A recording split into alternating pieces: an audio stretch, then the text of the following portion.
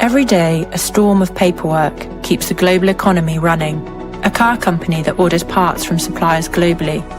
A retailer that imports large shipments of smartphones. Behind each of these transactions are multiple documents.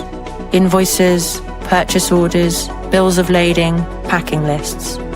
Millions of specialists in accounting, customer service, and supply chain spend hours every day dealing with paperwork. But the process is manual, complex, and error-prone, costing businesses like yours in countless ways. What if you could eliminate all these challenges? With Rossum, you can automate all your paperwork and ensure consistent error-free processes. Rossum understands documents in more than 270 languages. It intelligently validates, transforms, and enriches document information in line with your standard operating procedures and master data. And takes actions like sending emails, requesting approvals, and rejecting documents just like a person would. Minimizing the paperwork that your team has to do while keeping them and you in the loop. Today, Rossum has processed $1.3 trillion worth of transactions, protecting companies from fraud and errors, helping them pay and ship on time, and digitalizing their processes. Rossum, changing how paperwork works. Hi everyone and welcome. My name is Alban Flamand. I'm a marketing director here at Rossum and I'll be your moderator today. So I see that people are still joining, but for some of you that might not know Rossum and are just joining now and didn't see the video, we are an intelligent document processing platform that helps some of the world's largest organizations automate their documents workflow end-to-end. So invoices, purchase order, custom clearance documents, and much more, which means that we have a front row seat to the tug-of-war between data entry and basically the strategic ambition to automate, especially in AP teams. So why are we here today? We like to keep our finger on the pulse of basically what's happening in the finance world. So we commissioned last month a survey that was run by Opinio, basically a survey data company a bit like YouGov, amongst 440 finance leaders across the US, UK, and Germany, trying to see basically how their perception had evolved when it came to their automation projects, since last year. We also did a survey at that time.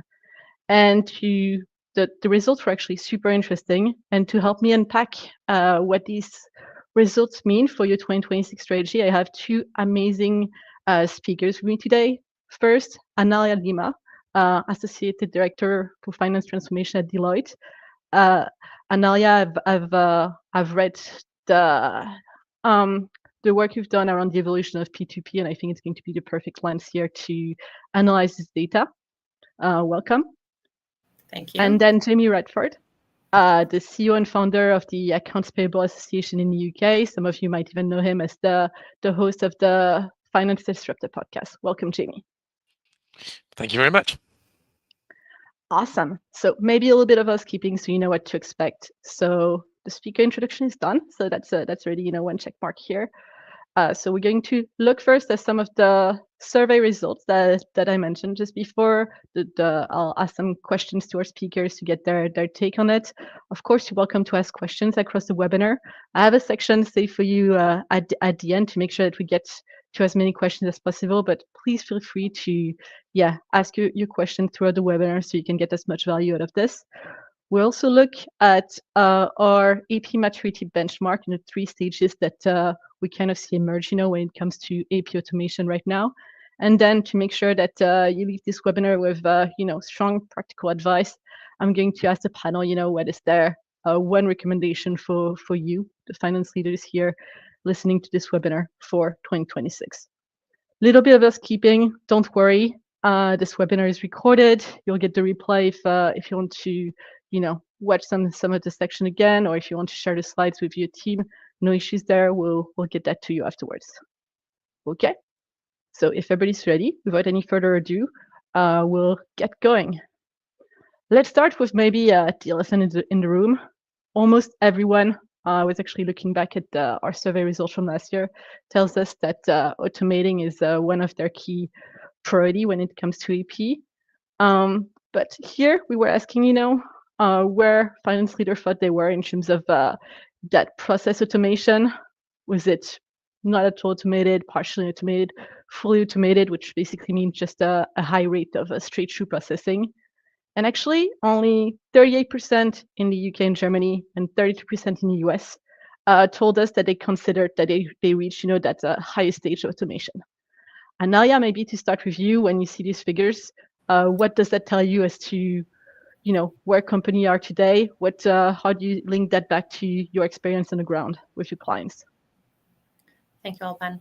I think that from a perspective of accounts payable, we're pretty much asked a lot of times if we can resolve the current situations that AP has, or if it's possible for us to automate the accounts payable process. And we forget that accounts payable is a subset of a bigger process, right? So as a part of source to pay.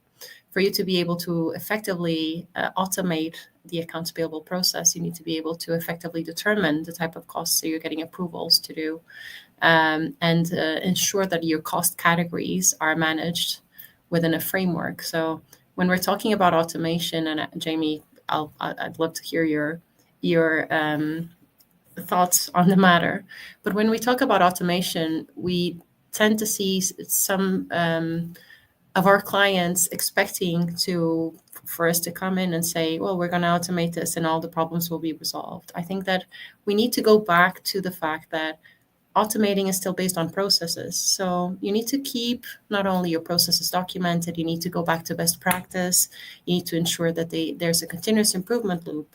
And once you have that, then you'll be able to then try and identify opportunities for automation, and ideally have a conversation not only with the finance teams, but also with the sourcing teams, procurement teams, so you can truly drive end-to-end automation. Jamie, you agree? Yeah, absolutely. I'm nodding along actually. So I think it's a really, really good point you make. It's like when you do exercise, you can't if you don't have a good diet, then don't expect the results when you're exercising. It's exactly the same when it comes to the source to pay, the procure to pay process. What you cannot do is look at a process and then try and automate a bad process. Document, make sure it's running efficiently, and then look at automating processes. And I'm guessing towards the end of this presentation, we'll probably be in full agreement that all the great work that this survey has given us, it will go back to that. If only 38% in the UK of finance leaders consider their processes fully automated, one, it's a great opportunity for organizations such as Rossum to go and support and help them. But actually, what does fully automated look like? That's another challenge. People don't really understand what fully automated means as well. But I totally agree. Bad processes are the core of where people really struggle with automation. Yeah. Very nice. No, please go ahead, Anália. Maybe you want to tell us more about what fully automated means to you? We could talk about this for ages. I think Jamie and I need to have a follow-up. But on this particular point, if we also think about the fact that it's not only about the processes, but the change management of everyone involved in the process, so making sure that your vendors are involved in how your processes are developing, making sure that they know what the expectations are, giving them visibility of the process, right? So yeah, that's also a core fundamental, because in other areas, and I specialize in finance operations, so I also do order to cash and other parts of finance. So in other operations, it's easy because we trigger invoices out, right? In this case, we're ingesting a lot of data from other sources that we don't always get to dictate how the format is defined. So it's challenging. So having your vendors on your side is also, in addition to procurement, it's also really important. Very nice. To build on that, maybe the next slide is actually quite interesting. We did ask finance leaders, what their priority was in 2026 for finance transformation. And what we saw really across the board, and you see that the numbers are we did ask them for their top 3 priorities, but the one that kept coming up is all about improving data accuracy in terms of, like core business priority, but also in terms of the impact of AI they were expecting to see. It's again AI-driven financial reporting that came up here. So I'm curious to get your take as to what this focus on accuracy might mean, because you could have expected, the result to be something like, oh, I want to cut costs, I want to process invoices faster, maybe. Why do you think there's such a focus on accuracy here? I don't know which one of you wants to go first. Jamie, maybe? Yeah, look, I'll jump in first. Look, it's like any process, and again, it's sort of the source to pay, the procure to pay process. We very much focus anybody in accounts payable understand everything to the right of a process. So by the invoice being receipted, everything from there they can affect. But everything prior to the left of the AP or the procure to pay process is the data quality. So rubbish in, rubbish out. So the data accuracy has to be number one priority. And again, going back to that vendor quality detail that comes in, if you don't set vendors up very early on with good quality data accuracy, capture the right information at the very start of the process, don't expect the end of the process to be any better. So I think this is the reason why such a high percentage of people are really focusing on data accuracy, whether that's AI or whatever sort of processes are trying to improve. Make sure it's right at the very left of the procure to pay process, the start. It's the bit that we can affect if we make those changes at the very beginning. Yeah, completely, Jamie. And I think that we also sometimes disregard the impact that source to pay has on other areas of finance in the organization as well. If you understand that the fact that us recording an invoice document data incorrectly will impact your VAT returns and will cost the tax team a lot of time to go through all of the entries to validate all of the VAT charges. That's also another way where bad data impacts you. We feel that this is totally something that we recognize as being valid, and we have also our own polls and our own experience with clients, and we see this as being a true driver, not only from a source to pay and finance perspective, but the whole business model architecture, right? So making sure that when we're talking between source to pay, order to cash, record to report, tax, on common areas of data, that we have a clear definition between the data attributes between them and the expectations. And this is especially more important for accounts payable when we're talking on a global scale about phenomenon linked to things like e-invoicing, right? Where we have a clear view that even in the UK, in the few years, it's coming, it's coming. E-invoicing in the UK, it's also coming. It's not here yet, but it will come. So you're going to see a shift, I think, from a leadership perspective on having a higher push to have data accuracy to support the transition to e-invoicing that is coming soon. That's super interesting. We actually had, that was the last webinar we did. It was specifically on this topic of e-invoicing. And yeah, we actually had one speaker from the UK that was explaining like everything linked to that. And I think one of the misconceptions maybe linked to invoices is that they're perfect document per se, but they also come sometimes, with errors, and you have to deal with that. And so it's almost an additional factor of complexity here to add to the system. So how do you see people deal with specifically that, the start of the invoicing mandates right now across Europe, for example? Sorry, I can start on this one. I think that people are. So what we try to do is we try to talk with both tax and finance teams to ensure that we use e-invoicing as a catalyst for finance transformation and not a reaction. So if you know what the protocol is going to be, if you know the type of mandates, the type of clearing, and I don't want to get too technical on this because this is not the call, but if you know how the data is going to be ingested and the type of protocol you're going to require for the countries that you have, it's easier for you to create a model that is going to support scalability. The issue with the invoicing is that we do have some clarity around the EU countries where we have EU Vita coming up in 2030, where there's a clear guidance that there's going to be an effort to have some kind of standardization across the countries. But for the time being, it's pretty much us being told, next year you're going to have to do this, in 2 years you're going to have to do that. And then the companies are just reacting to things, right? If we try and leverage e-invoicing and having conversations about the potential for touchless processing, as a part of a tax conversation, then we can have a clear return on investment when doing any kind of e-invoicing technology implementation. So that's what we would consider value shifts, right? I don't know, Jamie, if you agree. Yeah, definitely. I think that the challenge definitely in the United Kingdom, in the UK, yes, it will come eventually, the e-invoicing mandate, but at the moment it's not even on the horizon. So there's plenty of people talking about it. There's plenty of people assuming it's going to come down in the next year or two. Let's be honest, politically, we've got a lot going on in the United Kingdom at the moment. So I think it's the last thing on the priority list for the UK government. But I think what's happening again also in the UK is we have a lot of challenges. We have things like small businesses not being paid on time. We have a lot of challenges with quality of data, with just manual data. We have a lot of challenges there. So although, yes, I think it's great we all talk about e-invoicing, I think there's an awful lot more that we need to do before we even get to that part where we've got a fully e-invoice mandate coming along into the UK. Yeah. Like adherence to fair payment codes, right? Absolutely. Yeah. I agree, though.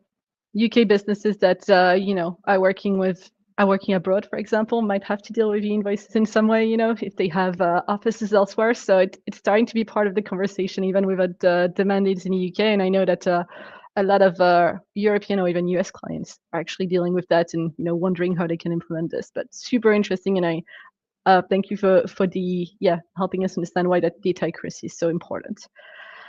Next, we'll talk about this concept of AP automation maturity benchmark. In a way, is basically back to that question as to what does it mean to be fully automated, and where does my company stand here? Where do I stand compared to my peers?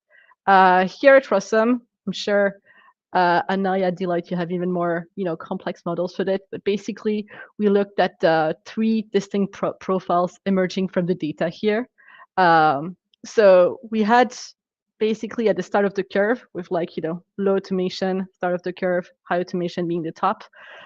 We had about 10% of respondents operating, or at least describing themselves as operating under what I like to call the manual powerhouse model. So maybe they're super efficient, but these teams are mainly running on people, not systems, basically. They still get a lot of invoices by mail or PDF, still a lot of manual data entry, still chasing approval via email. So there's all kinds of, there can be all kinds of frustration here. But one of the biggest ones we see is that to scale, they need to hire more people, which can be a struggle right now with the younger generations being a bit less inclined to take, manual data entry jobs in general. Anália, what do you, maybe going back to the ROI questions, how do you typically build a business case for automation, maybe with somebody that's here at a more manual stage? So we will do a process assessment, right? It's not only just because it's manual, it doesn't mean that it's not mature. Most times, manual activities that have been done for a long time the same way, we consider them to be mature, and those are the ones where we see a highest potential for automation. What we tend to do is then in situations where there is mail or PDF or manual data entry, we try to, at the same time we do a process assessment, we try and do a technology assessment to see how tech-enabled finance solutions could support automation. And here the goal is not to automate to release headcount, is to train the people that have been doing this for years to ensure that they do value add activities. In this case, if you have been doing data entry and I've done this, right? I started my career doing accounts payable processing. I had a list of suppliers that I managed and I knew my suppliers. And because I knew how they behaved, once we automated, I was able to move from a clerk role into an account manager role. So I would have active conversations with the suppliers, constantly reconcile their statements of account because I knew them, right? So this is the kind of shift that you try to move from what we call a developing maturity. Within the maturity curve, you'd have developing and then you have defined. So if you move from one to another, we would consider that to be one of the first things you do, is looking at opportunities to automate simple tasks, day-to-day activities using simple tools, and then using your team to improve your processes, create a continuous improvement loop, and then allow you to then improve those opportunities for automation even further. That's super interesting. Jamie, I don't know if you want to expand on that more human aspect, basically, of the process here. People used to doing their job very, very well. That's why I call it manual powerhouse. They're so efficient at doing these things, but maybe there's then technology comes in. Can you talk a bit more to that human side of things? Yeah, absolutely. So look, we obviously, I'm proud to represent the Accounts Payable Association. We're the largest association in Europe, and we represent thousands of organizations and tens of thousands of people. And you'd be very surprised the amount of people are in this little area here, where they've got lots of people doing manual processes. And there's a couple of reasons. One, it could be that organizations haven't invested yet. They haven't invested in the technology, maybe the training, keeping up to date with what's going on in sort of best practice. But a lot of the time, it's sometimes the complexity in the organizations that people face as well. We work with organizations that have got 100 plus AP clerks, where Anália was just explaining that she was an AP clerk. So was I when I started. And you learn about true accounts payable as an AP clerk. We are really the backbone of all organizations. We learn so much. We learn about all the, invoices. We learn about cash optimization. So actually, when you want to move to a true automated space, actually you've got some very skilled people, but sometimes the investment in the technology, but more importantly, investment in the people, sometimes is a bit lacking. So I think the training, the developments, and looking at what others are doing, and also the last bit, I suppose, is don't eat the elephant. Don't try and achieve everything. Don't try and fully automate everything. Look at a staged way you can do this. Communicate with your staff, because there's a lot of organizations in this 10% area here, definitely across the UK and Europe, where they've got really good quality accounts payable staff, but they just need a little bit of support, training, a bit of guidance. That's super interesting. And maybe, Anália, I know you mentioned change management beforehand. Are there any best practice when you want to take your team, from a stage like this where everything is very manual to something maybe a bit more automated, and talking more about like how the nature of the role can evolve? Well, yeah, I think it depends on each team leader because they will know their teams, right? But I think the core here is, as Jamie was mentioning, we need to bring the people. I would bring my team with me on this journey, right? So I would inform them, say, look, we're looking at new technology, we're looking at opportunities. It's not my objective to impact you. I want to actually give you a different type of work. And this is what I'm thinking. Where do you think there are areas in automation? And I think, like, logically, people will be scared. And the senior leadership team will have to reassure them, and they'll have to be part of that conversation.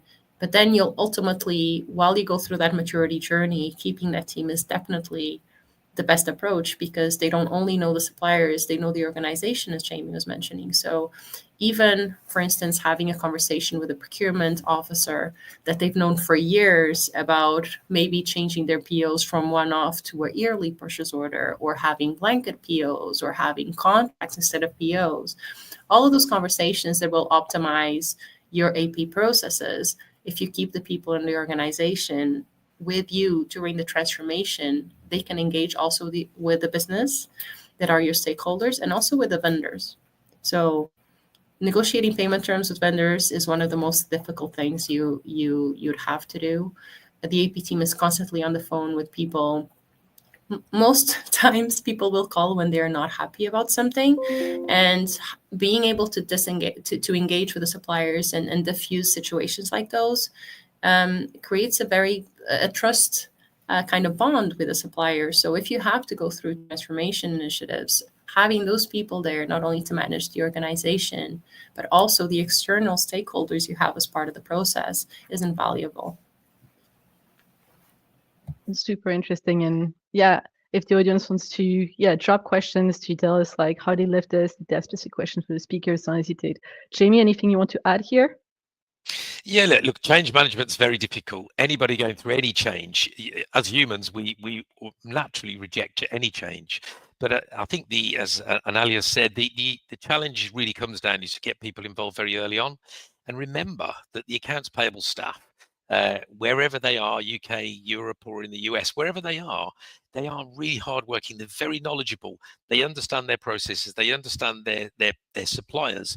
They're on the front line. They're speaking to these suppliers every day. So why would you want to go and automate, make changes without engaging with that team of people? It's great for the C-suite to come up with these FTE, headcount reductions, and faster effective processes, but go and talk to the teams that will make this happen for you. There's some really great quality people out there, and it's not about taking people's roles, which we all hear about. We've heard about this for many years. 35 years I've been in this world doing finance and accounts payable, and I've been told that accounts payable's jobs are going to go for 35 years. It's not. It's about making them more analytical, more strategic, and more value add that you've got to involve them very early doors.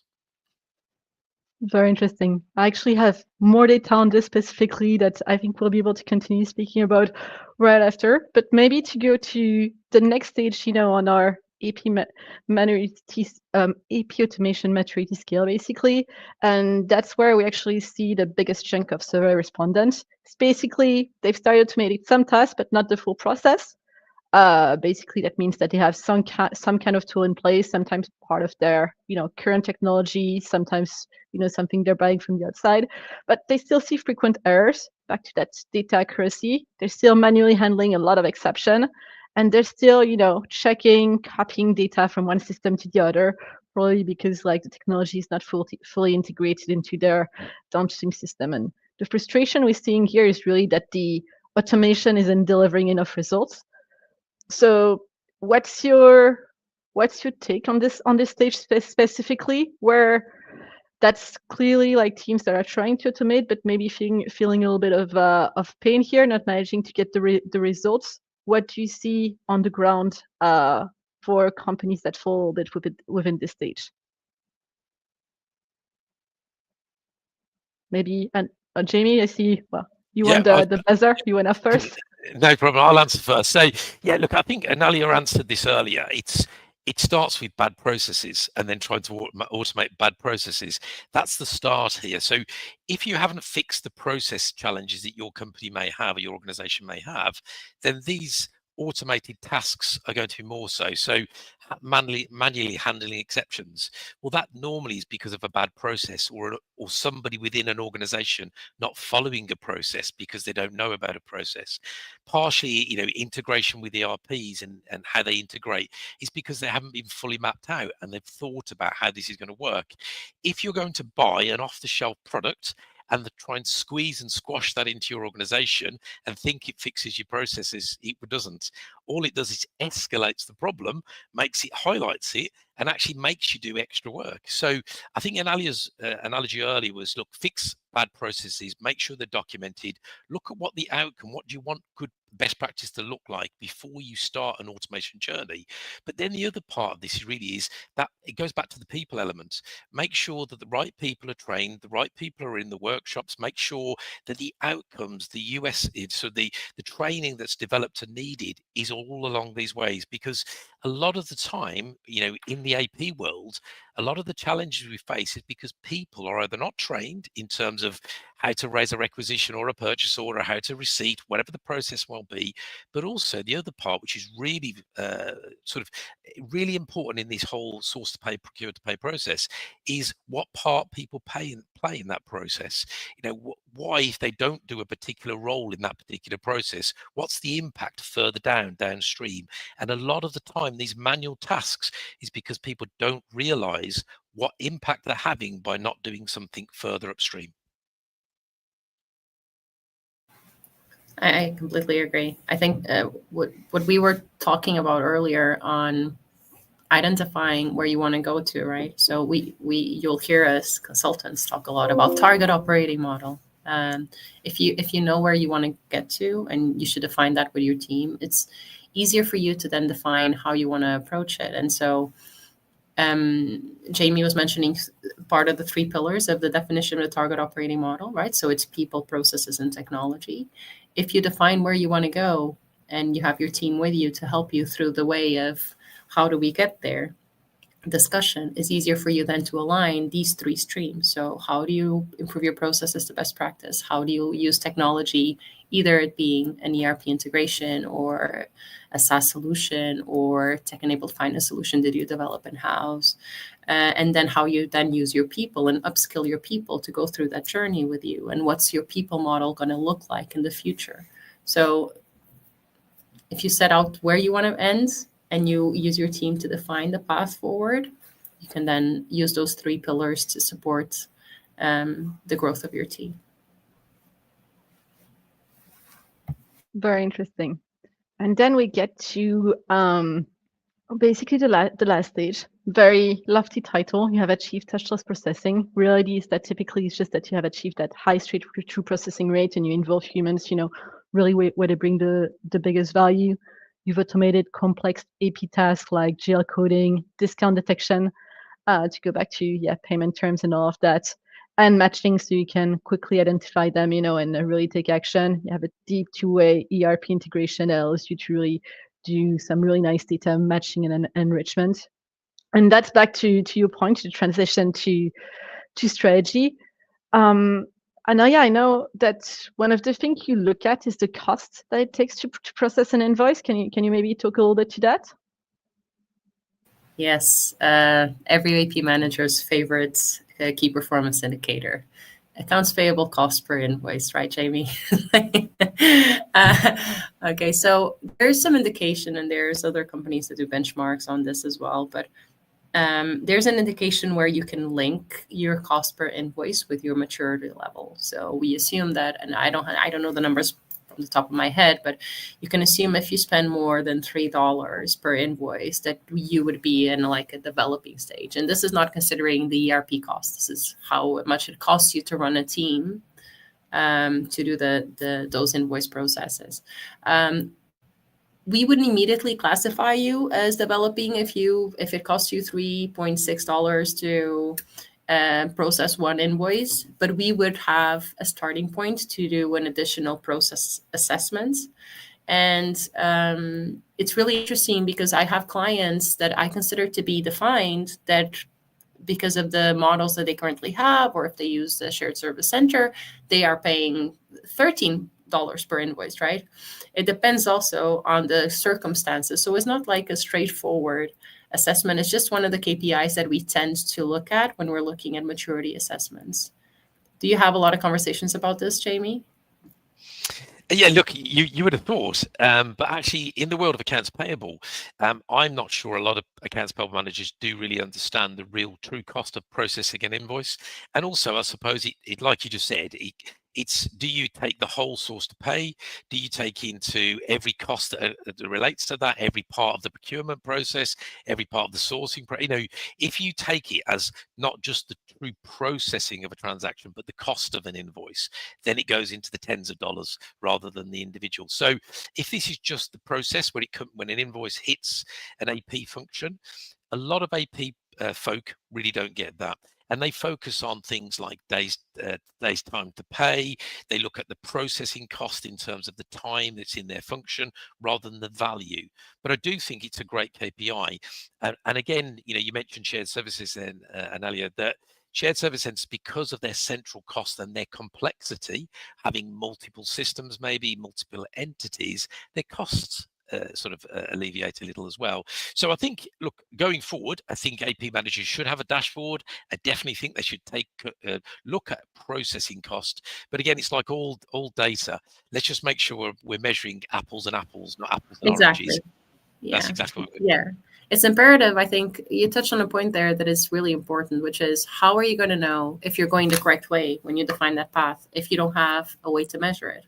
Right? It's part of the continuous improvement loop is that you gather information and then you go and measure it and you make sure that you stick to it. So key performance indicators are definitely something, and the way to measure the data and how your team's progressing and how the process is progressing is a clear way for you to demonstrate if you're moving upwards the maturity curve or downwards the maturity curve, right? So yeah.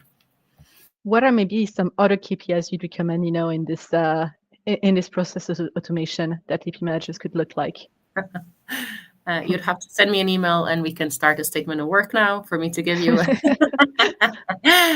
No, I think Jamie touched on a couple there, right? So cycle times, paid on time, number of transactions that come through EDI, if you have a large PO versus non-PO. I don't know, Jamie, if you want to add a few others. Yeah, look, I think the problem with KPIs is you have to measure the right KPIs, and the fewer the better. I've been in organizations where they've had 100 KPIs, and when you ask the manager why, they say, well, once upon a time, somebody asked me for a KPI and I carried on doing it. Yeah. So make sure you go back to basics. Make sure it's something that's moving your department forward. It's measurable. It's a success measure. It's something that you can show and sort of tweak and make sure you're working in the right direction.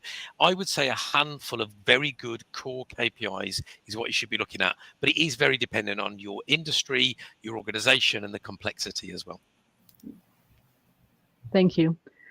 We actually have a question linked to the stat here that I'd like to bring to your attention. So it's about like which percent of the 36% that reach touchless processings are big companies. So I don't have that level of analysis here, but I think it's the broader question is how easy is it for bigger or smaller companies basically to get to that higher stage of automation?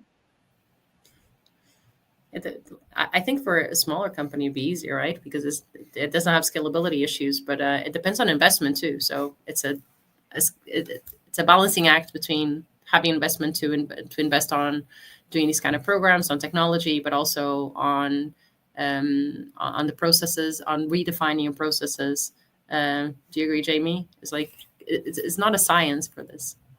Yeah, look, I think the issue is I don't know whether this individual works for a large company or a smaller company, but there's two ways. So larger companies do struggle with touchless processes because of complexity, number of people in the process.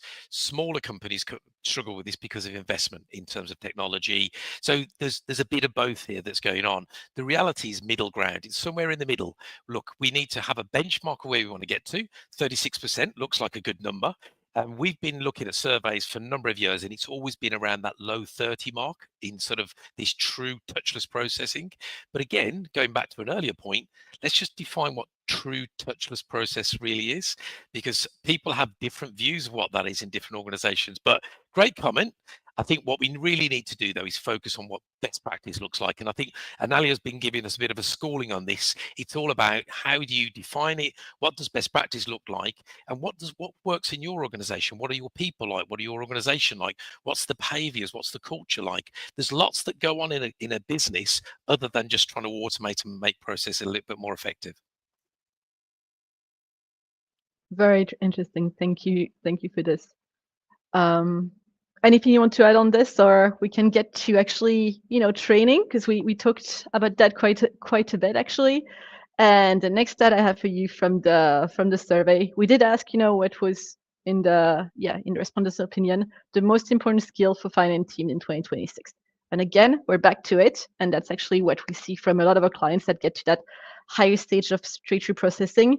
They do unlock the capacity of sometimes, as much as half of their team, but then they reassign them to things like, supplier relationships, like you mentioned earlier, Anália. And I think that's also where this is coming from, in terms of the most important skills. So strategic financial planning analysis as the most important skill. What's your take on this? Anália, I see your mic went off. I'll let you go first. So, Accounts Payable, it's in the middle of a lot of processes. And when we're looking at source to pay as well. So we have sourcing, we have supply chain finance, we have tax, we have R2R, even order to cash in some aspects when you need to buy things, to build things, to sell. And one of the areas where people sometimes neglect a little bit is treasury. I think that the ensuring that you have the adequate funding, ensuring that your payments process is as optimal as possible, and you have the necessary reporting to be able to do funding and managing your working capital nowadays is something that it's an unnecessary inefficiency. Because if you imagine that when you have your own bank account and you move your salary into a savings account and you get that 1%, if you only keep the money that you need to pay your bills and then all of the rest you move it, even if you take it throughout the month, during those days, you're going to earn interest. So imagine on a scale of a company where you have a lot of treasury products, and I'm not going to do a treasury deep dive here. It's not the session for that. But when you have things like cash pooling, where you have a central account that goes and picks up the rest of the money that you have on those accounts that you funded to do payments, and it earns interest overnight, there's a lot of push from our clients to ensure that accounts payable and treasury, from a working capital perspective, work with more efficiency. And this is definitely an area where automation can be used, right? Because it's just basically looking at the invoices I have to pay, seeing their due date, making sure I have money on the accounts, and ensuring that from a perspective of the accounts payable clerk, you know when these payments are going to go out, you know your vendors, you know that you can negotiate a later payment term for that particular situation because you have a good relationship. So how do you use your team? How do you train them? How do you engage them with the treasury team to ensure that from a working capital perspective, you're doing the best that you can with the company's money? I'm sure, Jamie, you have loads of other examples like GRIR and stuff, but yeah, I think I wanted to, on working capital, I think is a big one. I'll let you manage the other ones. Yeah, no, look, let me just go back on the working capital first. I mean, you're absolutely right. Procurement folk, we as AP professionals, we're told to align ourselves to procurement. Very rarely are we, sort of told to align ourselves to treasury folk. And I think that's a really good point, Anália. So, but again, it's that collaboration part. It's great that we now start to understand the procure to pay process, and we need to align ourselves with the procurement teams, with the business operations, so we understand what's being purchased, how it's been purchased, why it's been purchased in a certain way. But then when it comes to working capital, cash flow forecasting, and all the great stuff that happens at the right of the process, it's absolutely important not only to collaborate, but to understand, to train, to educate, because if you like, the goals from the C-suite coming down about improving working capital, improving cash flow, making sure that we're paying to date, rather than ahead of date or whatever, getting early payments, discounts, whatever the challenges that you may face. This all goes back to when you've got on the slide here, strategic financial planning and analysis. You can only do those things if you've really educated and trained your teams. What does that mean? How do they impact that? And what is it in their jobs they can do for the biggest bang for the buck to make these things even more effective? So I agree with totally all you think. And there's lots of examples how we can sort of what other skills that finance teams, AP staff will need. But I love it. I love the front end, the procurement side, the sourcing element, and then the back end, the treasury, because you've got a full span of the entire process then. Very interesting. So the hour is turning actually. There was like one most I wanted to look at, which was like how basically the survey respondent would describe their organization's approach to automating process. And obviously we still have that, 8 to 10% that says, basically we have 8% that say we are not actively pursuing process automation at this time, which is interesting. Some of them focus on automating individual repetitive tasks, so really focus on tasks rather than, but it's back to what you were saying, that end-to-end workflow. Some of them really look at the entire department, some of them try to link different processes together. But maybe we're going to, I just want to make sure that the audience gets as much practical advice as possible. So here I'd like to stop and ask both of you. So we have a bunch of people in the room, actually. That's really nice. I'm sure a lot of them are sitting in their office, whether at home or whether into an actual office, basically trying to figure out their strategy for 2026. What is your one, must-have recommendation to finance leader looking to automate in 2026? Jamie, maybe we can start with you. Great. Okay, so look, I'm going to give you two. I'm going to do two for the price of one. So look, I'm going to pick up on what Anália said very early on. Don't try and automate bad processes. That's very important, and that's the starter. Make sure that whatever you're trying to automate, you've really looked at before you've even started that journey. And actually, there's lots of organizations that have already gone through this. They've had bad examples of automation, or they've worked through the process and they're still struggling at the moment. So go back to the drawing board on occasion, make sure you've got the right process, the right people, the right training.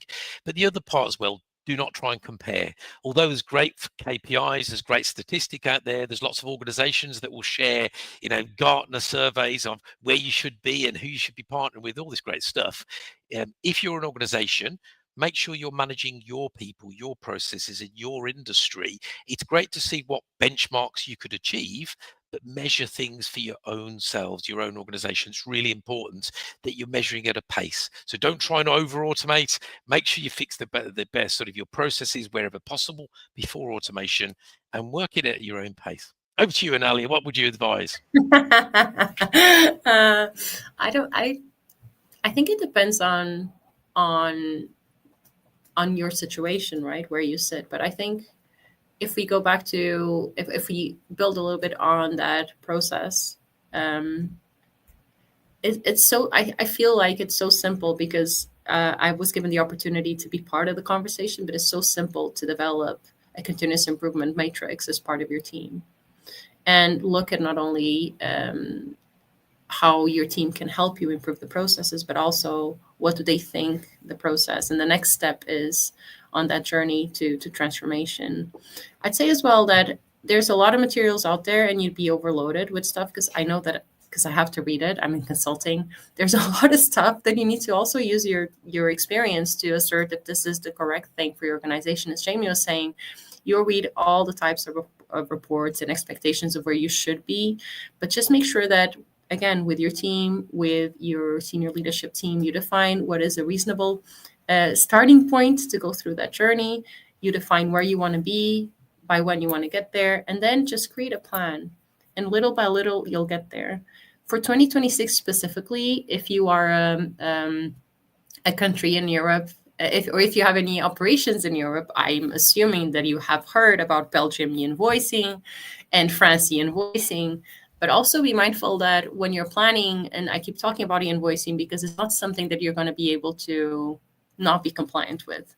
If you don't have it for payables, you won't have it for receivables. And if you can't generate your bill to your customers, you won't be able to get paid. So that's kind of a serious situation. Just keep in mind that there are some ever-changing and evolving tax regulations that are heavily going to impact your accounts payable and order to cash processes.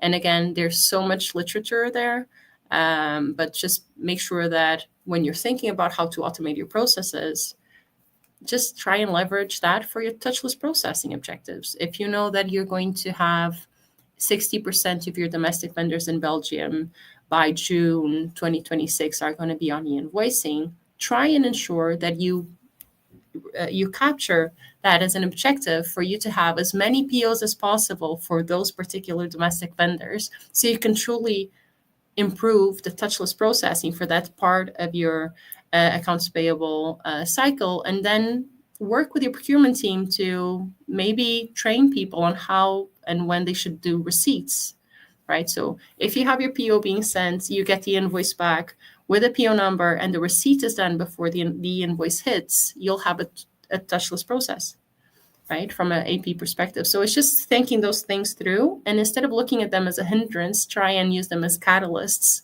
to drive process efficiency. Maybe it was a bit over engineered, this answer, but I think I got somewhere at the end. Definitely. No, it was really good advice. Thank you. Awesome. Well, the good news is that we have time left for questions. We've actually covered a lot of the questions already asked in the webinar. So while I give time to the audience to actually ask us more questions, I'll give you a couple of things you can do as a follow-up to this webinar. So obviously you could contact Anália or Jamie to set up a strategy session. That's always something you can do. If you want to do a quick quiz, to give a sense as to where you are on this automation maturity curve, you can also scan this QR code. If you want to dig deeper into the results of the survey, because I'll be honest, we only scratched the surface. Actually, there was actually a lot more on that survey. We just published today a document automation trends report, basically that you can also download here. But yeah, at this stage, this is the time for questions. If you have more of them, please drop them in the chat. But yeah, or I'm going to ask Jamie, do you have a question for Anália? And then we'll ask you the other way. Great, yeah, look, so here we go. So this is unscripted. So Anália, so in terms of consulting, I mean, obviously you deal with clients around the world and you give best practice advice. Is there one common question that you get asked in terms before people even start the journey of automation? Is there something that sort of makes it sort of more or less difficult when you start to talk to a customer for the first time? Thank you for the question, Jamie. I work mostly in tech-enabled finance projects, so I do large transformation. And I think one of the most common things are, how do you use that out-of-the-box solution to solve a problem? And what I try to tell my clients is what I told the group here today, is that for you to be able to use any kind of ERP, SaaS solution, built-in house technology, anything that will drive the use of technology to support automation and process improvements, you need to, again, sorry, I keep repeating this, but if you don't know what you're doing, it's really difficult for any ERP come and sort it out, right? We have situations where clients have implemented amazing ERPs and they were promised they were going to be, they're going to resolve all the issues, but 3 years down the ladder, they're coming back to us to say, look, we've implemented this, but it hasn't resolved anything, because the processes are still the same, the people are the same, and most of the times people aren't trained adequately to use that technology. So that's something that we see a lot, Jamie, and it's good. Well, it's not good. I have a job because of it, but I don't think it's good because it's so simple to resolve. But I think that's the most common thing we would see here. Very nice. We actually have questions, lots of questions coming in now, which is great. People were just a bit shy. Thank you, Jamie, for breaking the ice there. So first question from Pedro Miranda. Thank you, Pedro. You have touched on this topic a lot, but I wanted to have a clear answer on this. What should you work on if you have already invested in automation and you have some nice results, but you found yourself without ideas as to how to continue to improve? We try going back to the basics, but we always find roadblocks and change management. What are the best practices in terms of continuous improvement? Easy question. Anália is going to tell me that we should send her an email for a statement of work. No, I was going to say, Pedro, if you want to Google continuous improvement flow, you would be given the PCAS. I don't know if they call it a circle or an evolving process assessment, but it has all the steps for you to ideally move those roadblocks away. And again, if not, as Alban was saying, you can always drop me a note and we can have a conversation about a statement of work, but we can also have a conversation offline about this. It's just that sometimes we this ideas thing is true. Like we say here that we need to have different people in our team. We can't all be the same. We set ourselves when we join the firm, we set ourselves with a questionnaire that will tell me, I am this kind of person, my colleagues are this kind of person, and we tend to try and work with very different people to us, because if one runs out of ideas, the other one's going to think about that same idea in a different lens. So normally that's what I would advise you to do. But yeah, if you Google the continuous improvement loop, PCAS, you'd be able to get a couple of tips on how to manage that. Thank you. Jamie, anything you want to add on this? Yeah, look, a couple of pointers really. So as the Accounts Payable Association, we run a thing called the Quality Program, and that's sort of a nationally recognized accreditation, which takes you through continuous improvement. It takes you through your current processes, and then it takes you through what good looks like, what continuous improvement could look like over a period of years. So, and it's to my earlier point, and it's what Anália I was talking about earlier. Don't beat yourself up too much, Pedro. I mean, you're trying to improve process. It sounds like you're on a really good journey. Make sure that you're looking at others people's, but also make sure that you're doing things that are realistic. So definitely look at things like the quality program, check out, it's sort of the advice that Anália mentioned, but also jump on, masterclasses, jump on like these sessions, go and learn, go to conferences, go and listen to other people, go into communities where people are going through same challenges. You learn so much from other communities. Don't just sort of segment yourself away in your own organization. Go and learn from others. That's the best way to sort of take yourself forward. Love this. Go learn from others. Don't stay in your organization. Just look at what what your peers are doing. Okay, so we have a next question from Xavier, who's asking, what's the best way to calculate potential cost savings? We go back to this, even though we focused a lot on data accuracy today, potential cost saving for my company by implementing automation. Who wants to take this one? Okay, Jamie, you want to go first? Yeah, look, I mean, look, again, but it's the best way to calculate potential cost savings when you're implementing. It's one of the challenges, and I'm sure Anália will agree with this, is that when people invest in automation, there's always this thing called return on investment. And what that is ultimately is how much money are we spending and what we're going to get out the other side. And it's very difficult to try and achieve any return on investment. So you get salespeople that come in and try and sell you something.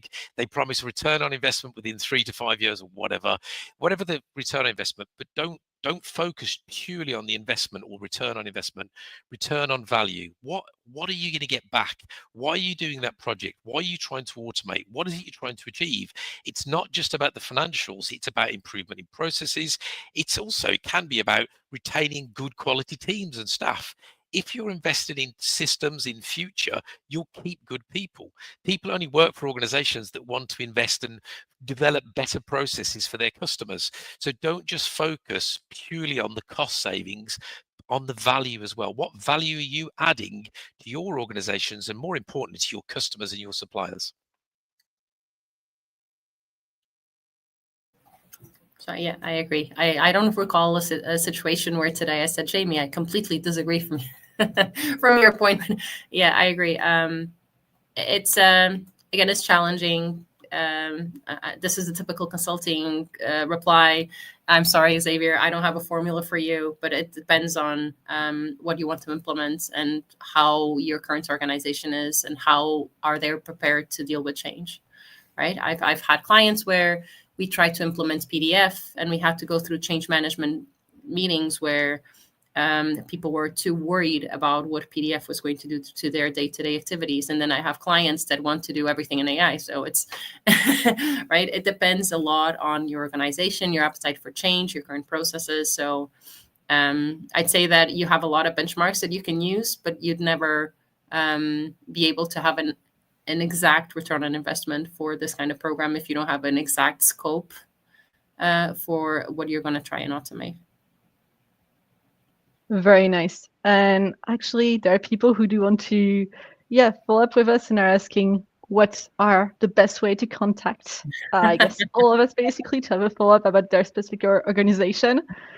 So I'll do a round robin, even though we do have a slide afterwards with some things. Anália, what's the best way, because you still, your mic is still on. What's the best way to contact you if people want to follow up here? Okay, so I am... hello, my name's Anália Lima. I work at Deloitte. Deloitte is a consulting firm, but no joke. So if you want to reach out to me, you have my email here. You can also reach out to me on LinkedIn. I'd have to say that if you are an audit client of ours, I won't be able to help you, but I could potentially talk with our audit team to see if there's anything in P2P that you're looking at. And you should talk with your audit team, really, because they're also really good professionals. If you're a consulting client or not a consulting client and you just want to have like a process optimization session, we can also do that. We do loads of what we call Art of the Possible labs, where we go through specifics on your industry with you, and we are able to share some light about what other organizations your size within your industry are doing. So more than happy for you to reach out to me by email or on LinkedIn. And how about you, Jamie? How can I reach out to you and get some support? You can't. No, only joking. Exactly the same. So emails on the screen, as you can see, jamie@apassociation.co.uk. Jump on the website. We've got a great website full of resources, apassociation.com. And then also, as I said earlier, the thing that you'll always find is I run a podcast. We've got lots of masterclasses. We've got partners such as Rossum who join us at physical conferences. Remember to educate yourself. This is great. Today's session, I've learned lots. It's been great to be on the session with both of you. Make sure you attend these live sessions. Get your questions in. Watch back the replays. Go and educate yourself. Do not ever pop your head under the sand and try and bury your head, because things are moving at a pace. Make sure you keep up to date, and that's where you go and get the resources. So by all means, reach out to me personally, LinkedIn as well, or our website. It's been an absolute amazing pleasure to be on the panel with yourselves today. But remember, keep educating yourself, keep up to date. Love this. Thank you so much to both of you. Obviously, if you want to learn more about Rossum, you have my email on the screen, or you can just go through the Rossum website basically to get in touch with us. We'd love to have a discussion, especially with such amazing partners, the AP Association, Deloitte, obviously. But yeah, thank you so much for this. Jamie, Anália, really appreciate it. Love the conversation, and it looks like the audience really enjoyed it as well. And yeah, see you in a few weeks for the next webinar. Thank you very much. Thank you. Bye.